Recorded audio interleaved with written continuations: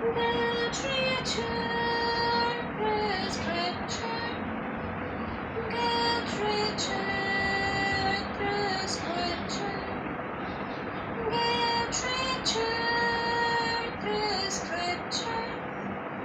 Get richer, prescription.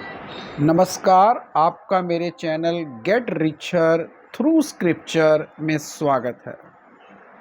आज मैंने जब आरबीआई गवर्नर शक्तिकांत दास द्वारा जो उन्होंने स्टेटमेंट्स दी बिजनेस डेली को, जो उन्होंने इंटरव्यू दिया, वो डेटा और वो उनका बयान सामने आया है, वो सुनकर हृदय से प्रसन्नता हुई।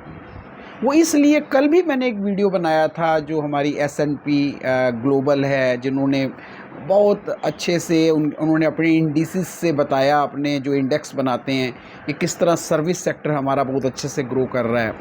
और आज देखिए आरबीआई के गवर्नर जो है वो रिपोर्ट कर रहे हैं और प्रॉपर उन्होंने डेटा दिया है कि किस प्रकार हमारी जो इकॉनमी है अब वो अब वापसी कर रही है। वापसी से मेरा मतलब है, आप देखते हैं कोविड के टाइम पे हर घर हिला है हिंदुस्तान का, और हमारा राष्ट्र ही नहीं, सब राष्ट्र जो हैं वो हिले हैं। इकॉनमी सबकी जो है ना वो कोविड ने जो है ना हिला के रख दी है।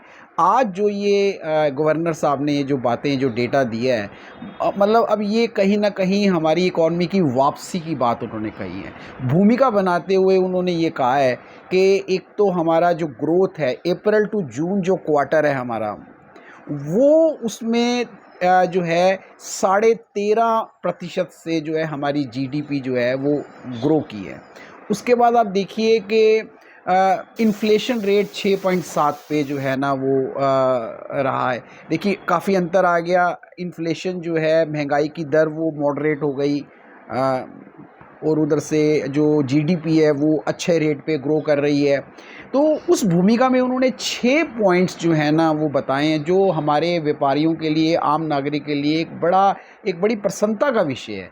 पहला पॉइंट उन्होंने जो कहा है कि एक तो जो हमारे पोर्टफोलियो, जो फॉरेन से जो फंड आते हैं हमारे पोर्टफोलियो में फ्लोज आते हैं, यानी कि हमारे यहाँ स्टॉक खरीदने के लिए, हमारे यहाँ इन्वेस्टमेंट करने के लिए, उसमें 7.5 बिलियन का जो है ना वो सर्ज, वो उठाव आया है 7.5 बिलियन यूएस डॉलर का।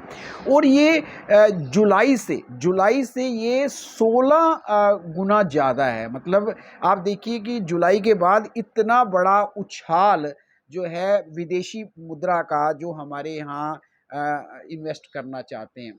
आप देखिए ये कितनी अच्छी खबर है, पैसा आएगा, इन्वेस्टमेंट होगी, तो यहाँ पर भी जो है वो कहीं ना कहीं समृद्धि के जो है वो वापसी के जो हैं वो रास्ते खुलेंगे।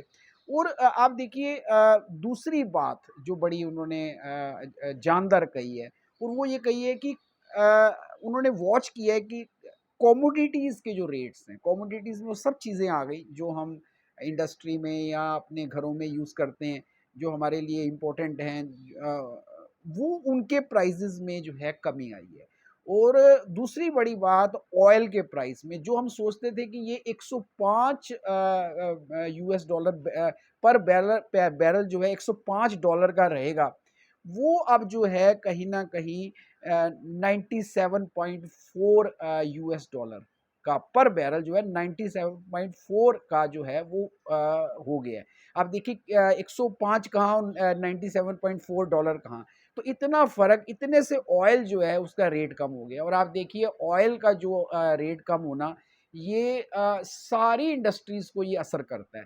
चाहे आप देखिए ऑयल ट्रकों में जाता है, ट्रक में क्या-क्या नहीं आता, खाने का सामान, कपड़े का सामान, जो भी हम यूज़ करते हैं, इंडस्ट्रियल रॉ मटेरियल, सब कुछ ट्रकों में ही जो है ट्रांसपोर्ट होता है। यदि ऑयल का प्राइस कम हुआ है तो आप देखिए इन्फ्लेशन पर ये एक बहुत बड़ा वार है, महंगाई दर पे ये बहुत बड़ा आघात है, जो ऑयल के प्राइसेस जो हैं वो एक रेंज में आ गए हैं।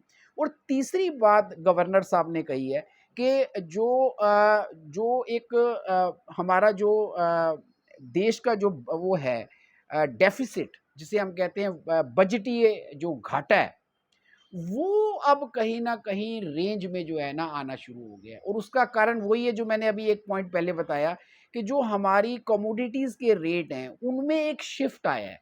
उनमें शिफ्ट क्या है, यदि मैं इकोनॉमिक्स की भाषा में बात करूँ तो वो शिफ्ट जो है ना वो कहीं न कहीं पॉजिटिव है। कमोडिटीज़ के जब आप रेट गिरते हैं तो कहीं न कहीं जो इन्फ्लेशन है वो कहीं न कहीं जब डाउन होता है तो हमारा जो 2022-2023 का जो बजट है उसपे जो उसमें आखिर गवर्नमेंट स्पेंडिंग करती है और स्पेंडिंग ज़्यादा हो जाए आप देखिए तो घाटा बढ़ जाता है। तो जब चीज़ों के रेट गिर जाएँगे तो जो स्पेंडिंग है हमारी सरकार की उसका भी फ़र्क पड़ेगा और हमारा जो ओवरऑल जो बजटीय घाटा है वो रेंज में अब आता नज़र आ रहा है। तो ये एक बहुत बड़ा फ़र्क है और जब डेफ़िसिट आप देखिए रेंज में होना तो महँगाई की दर जो है वो कम होनी शुरू होती है। और जो चौथी बड़ी बात जो गवर्नर साहब ने कही और वो ये है कि जो है जो मतलब हमारा जो एक 561 US dollar billion 561 billion US dollar का हमारे पास फॉरेन रिजर्व जो है वो इस समय 26 अगस्त तक, मतलब आज सितंबर आप देखिए 6 हो गई, तो 26 अगस्त तक का डेटा है कि 561 जो है ना यूएस डॉलर बिलियंस में ये हमारे पास जो है फॉरेन एक्सचेंज का रिजर्व पड़ा है। अभी नेट फॉरवर्ड एसेट्स अलग हैं, वो अलग रीइंफोर्स करेंगे इसको। तो इतनी बड़ी रकम ये एक कहते हैं कि सराहने का काम करती है, कुशनिंग इफेक्ट देती है इन केस कोई इमरजेंसी होती है, कुछ भी होता है तो ये हमारे पास रिजर्व पड़ा हुआ है। बहुत ज़्यादा नहीं है लेकिन एक कंफर्टेबल जो है ना रिजर्व है हमारे पास। और उसके बाद उन्होंने पांचवा पॉइंट कहा कि हमारे पास फूड के लार्ज रिजर्व पड़े हैं, खास करके जो ग्रेन्स हैं वो इतने हैं कि हमें कोई ज़्यादा चिंता की जरूरत नहीं है। कोई यदि आपदा या कोई किसी प्रकार का कुछ होता है हमारे भारत में तो हमारे पास सप्लीमेंट्स हैं, हमारे पास जो है ना इतना स्टॉक है ग्रेन्स का कि हमारे वो भी एक इन्फ्लेशन के लिए, महंगाई दर को कम करने के लिए, महंगाई दर को नियंत्रण करने में एक बहुत बड़ी एक सहायक जो है ना वो एक ये पहलू होता है कि हमारे पास जो स्टॉक है, बफर स्टॉक जो अन्न का है वो काफ़ी पर्याप्त मात्रा में हो, और वो है। ये उन्होंने आश्वासन दिया है लेटेस्ट डेटा के हिसाब से।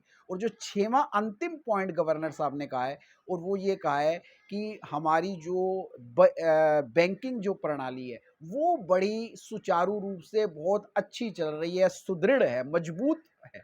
और उसमें बैंकिंग सिस्टम की जो बैंकिंग सिस्टम की हेल्थ है, जो जो बैंकिंग सिस्टम का जो स्वास्थ्य है वो बहुत अच्छा है।